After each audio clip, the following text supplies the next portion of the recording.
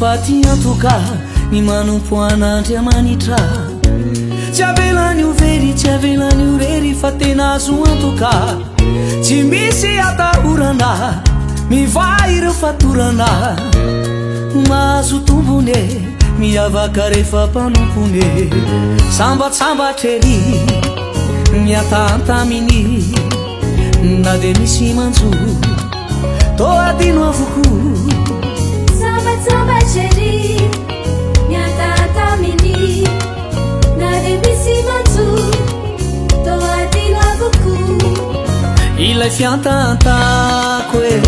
fiantantako e na bebe ny adalako e izy fiantantako e izy fiantantako e fiantantako e mamela ny fahotako e fiantantako e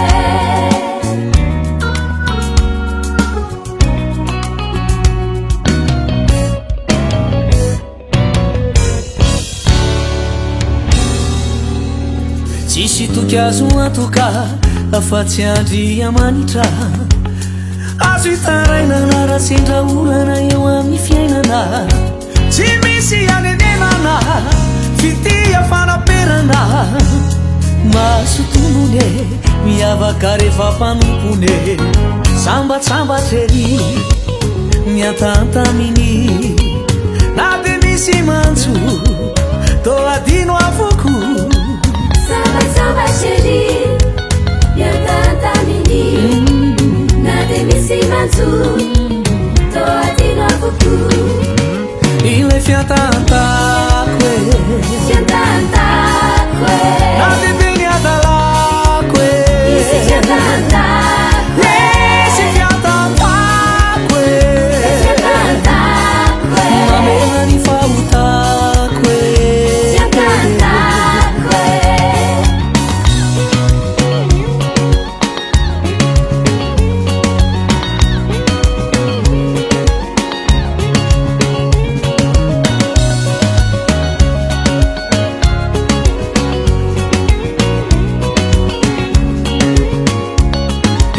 sambatsambatrery